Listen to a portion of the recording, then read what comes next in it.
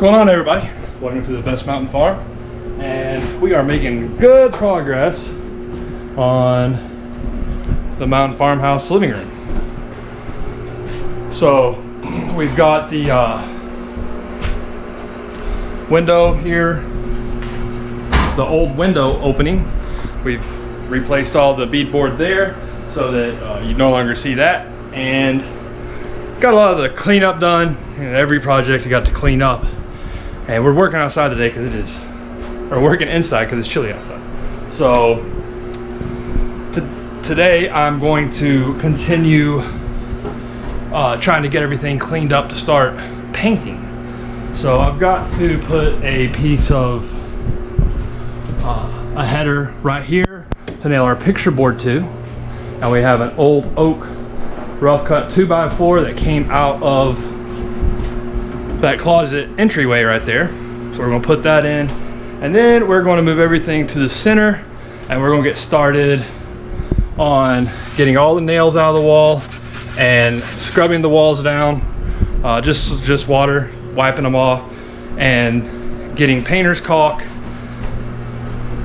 using painter's caulk to fill all the gaps in the beadboard. And there's a lot of gaps, like they're not as bad here where I just put the old beadboard back up that we had taken down, but this beadboard more than likely was nowhere near dry when they put it up. So as the wood dried, water evaporated, shrank, created those gaps. So just to make it look better with the paint, take some painter's caulk, fill it up, and get our beadboard, or our picture board there, painted, what's up there painted, so that with any luck we can start by in the morning or tonight we can start getting the rest of our picture board up and getting our walls painted. And then at that point all that will really be left is to make our actual picture rail, chair rail, baseboards, trim, door casings, all that kind of stuff, which we're going to make out of rough cut oak that I've had for a long time that is really pretty. So really excited, we're getting close.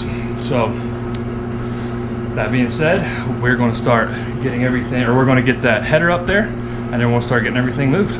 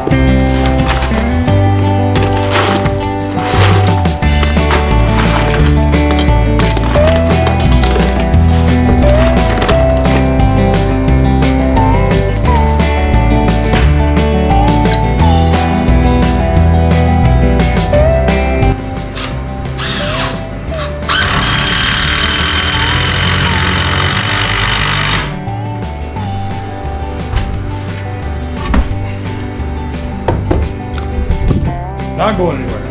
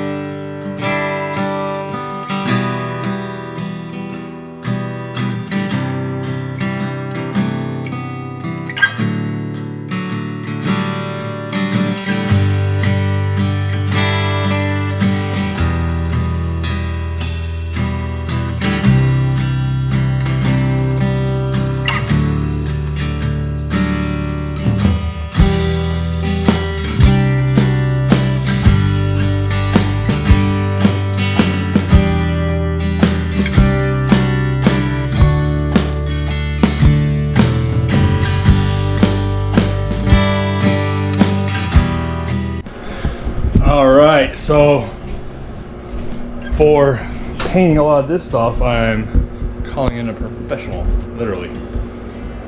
Yaya, I'll be in here in a minute, and I'm gonna let her handle a lot of the painting.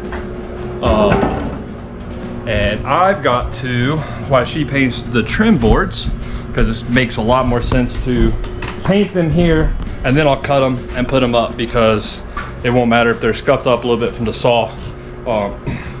Because we're going to have our picture board and then our trim up top. But all of this kind of stuff and a lot of the little nails like that where the paneling was, and I just got to wipe it off with some good water and a scrub brush, get the nails out, vacuum all that kind of stuff out. So get the prep work done, and then hopefully we have a little color and we can start seeing what it's going to look like. I hope.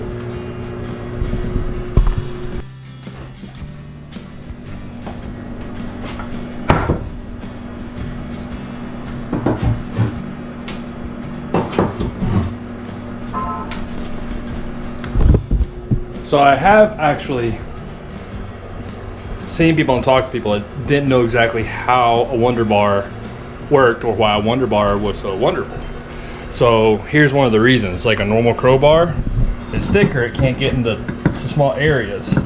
But a Wonder Bar, you can pull nails this way or this way.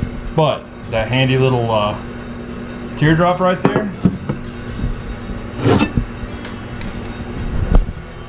lots of leverage, big nails, little nails. Perfect.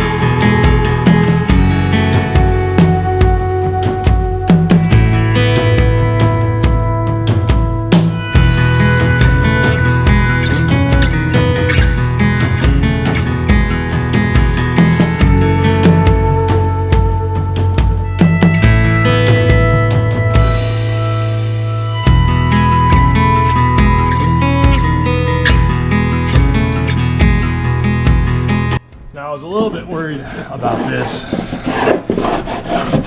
you can see that paint flaking off even with this here. Now I'm not going to sand this because odds are very good that this is lead-based paint. So we're just going to scrape it. I'm going to go see if there's a wire brush, and I'm just going to go over it just nice and light. All I really want to do is get all the loose stuff off, and then we're gonna go back over it with paint and primer. So with any luck, I mean, a lot of it's not going to come loose, but there is some. So let's go see if we can find a wire brush. Okay, so instead of a wire brush, I found a scraper here. And so I'm not gonna go all out. All I'm gonna do is just go across it one time. And only in the places where it's peeling.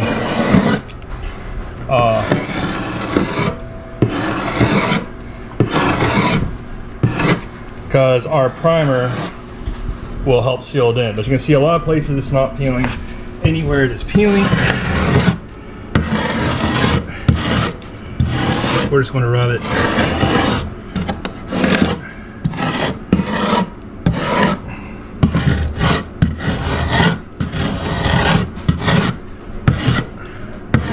Get all our loose paint off.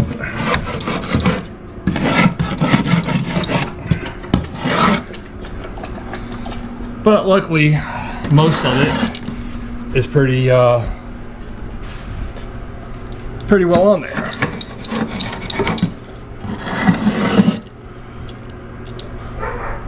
Now, the other thing that we've got to do, where luckily it's not all over, just where there was, you know, a corner like this old hallway, I've got my wood chisel, because that would look really ugly. And a nice sharp wood chisel, it'll do a little bit better than the razor blade. And all I'm going to do is just, not trying to get it perfect, but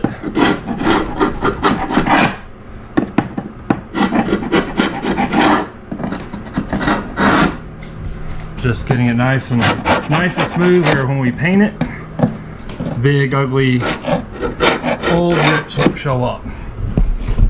Now again, something to always remember whenever you are restoring or doing any kind of work with anything that's been painted before, like 1950, 40, good possibility it's probably lead-based paint, so you do not want to take a sander to it unless you have a respirator or a good dust mask. That's why I'm not sanding it, keeping everything nice and big, and I've got my shop back here so I can keep it all vacuumed up as I go. Aaron's tip of the day.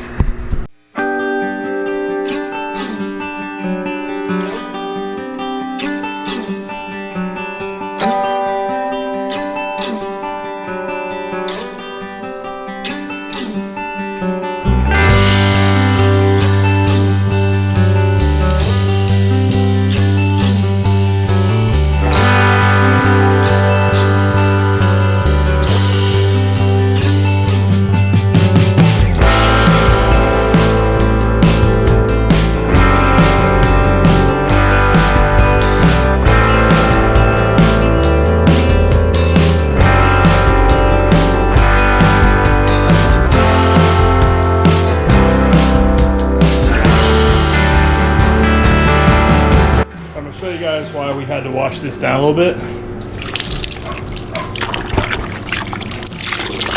You see that water? That was clean. We've only done like 1 1/4 walls, so paint wouldn't have stuck real good. So we're just wiping it all down, just with good old water. Should help our paint stick a whole lot better.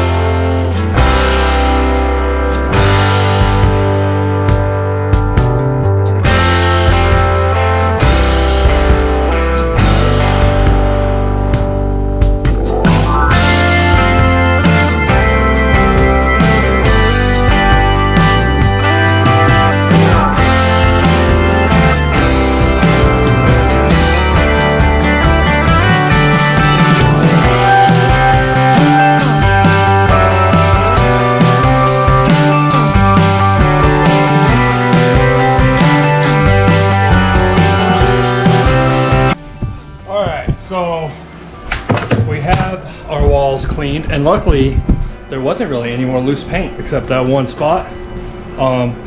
Actually, it looks a lot better.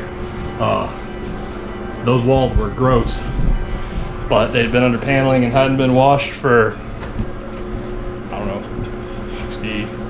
70 years, 60 years. So between the fireplace and, you know, the smoke and all, just they were still pretty dirty, even though they were under paneling. So the next part of our paint prep, in order to get a good job and make everything look really nice, is going to be our painter's caulk. Now, painter's caulk is, I mean, pretty much any caulk. You just want to make sure it says paintable in 1 hour. Like, well, this is paintable in 1 hour. You don't want to use anything that says non-paintable. All your caulk will say paintable or non-paintable. So make sure you can paint it. I went ahead and got white just because I'm going with white and light gray. And you're going to want to make sure, and I'll probably just cut this one too big. I'm only going to be able to use this on big cuts. I'm actually going to go ahead and get another one and cut it smaller to make sure I have better control.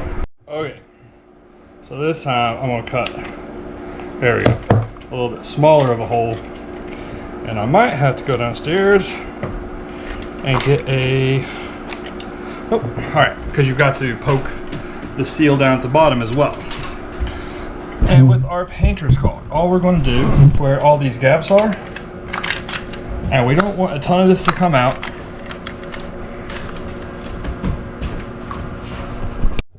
All right, something else you're going to need for this is you're going to need a little cup of water, bowl of water, whatever, some paper towels, your caulk. I'll show you why. So I've got my crack here, and I've got my little hole. I don't want my big hole. There we go, and I started out. So all I'm going to do is I want to put just barely enough in here. Shove this in.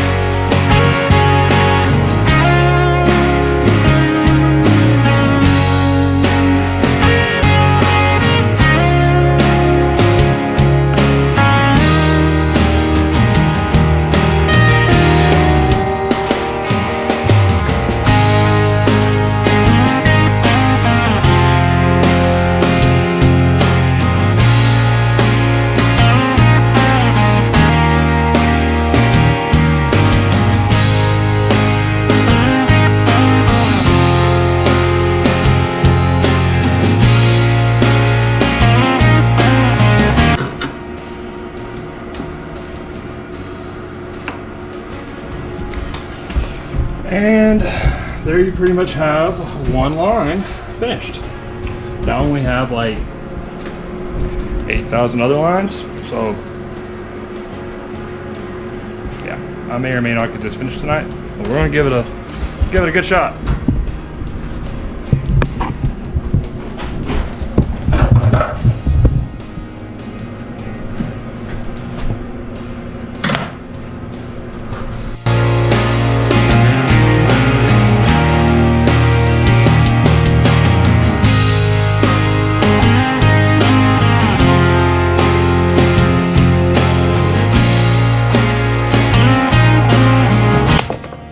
Probably you showed up one of these. I didn't realize that we had one. This makes it a lot easier because you got multiple little angles, and it's flexible for caulk and grout to seal stuff out. So I'll show you right here how this helps. And again, really the most important thing, what makes this can either make it go fast or slow, is how good your initial bead of caulk is in your gap.